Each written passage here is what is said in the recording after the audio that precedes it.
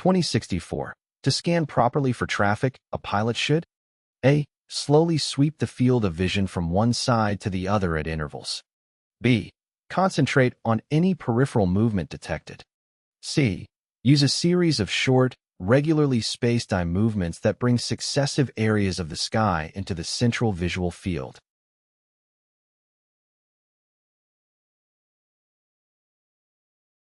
The correct answer is C.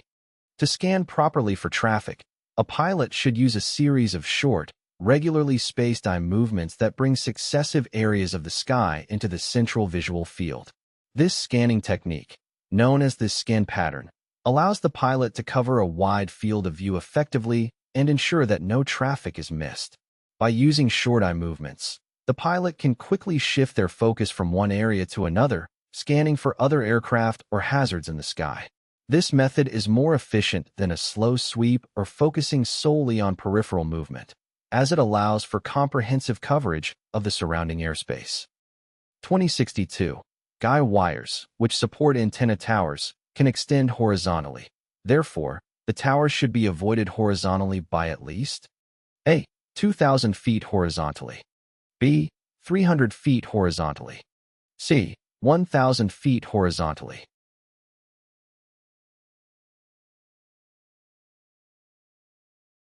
The correct answer is A.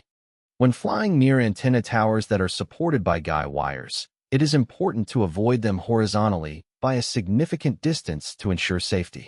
The recommended minimum distance to avoid horizontally is 2,000 feet. This is because the guy wires can extend horizontally and pose a hazard to aircraft. By maintaining a sufficient distance from the tower and its guy wires, pilots can reduce the risk of collision or entanglement with the wires, ensuring a safe flight. 3834. Eye movements during daytime collision avoidance scanning should A. Not exceed 10 degrees and view each sector at least 1 second. B. Be 30 degrees and view each sector at least 3 seconds. C. Use peripheral vision by scanning small sectors and utilizing off-center viewing.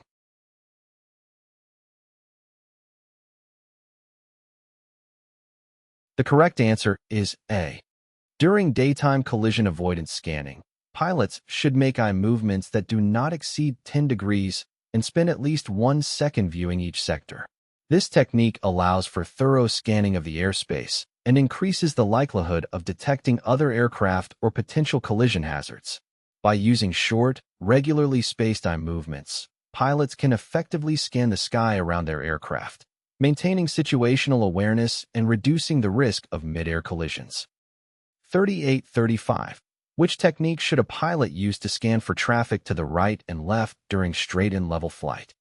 A. Systematically focus on different segments of the sky for short intervals. B. Concentrate on relative movement detected in the peripheral vision area. C. Continuous sweeping of the windshield from right to left.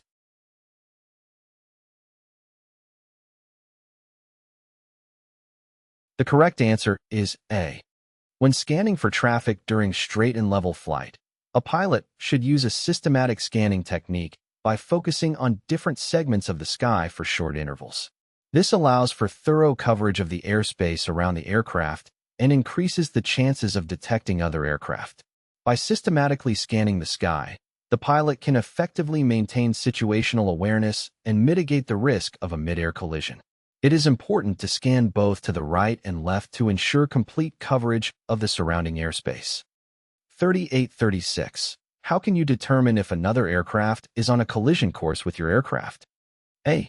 The other aircraft will always appear to get larger and closer at a rapid rate. B. The nose of each aircraft is pointed at the same point in space. C. There will be no apparent relative motion between your aircraft and the other aircraft.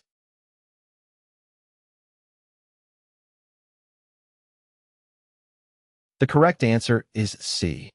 To determine if another aircraft is on a collision course with your aircraft, there should be no apparent relative motion between your aircraft and the other aircraft.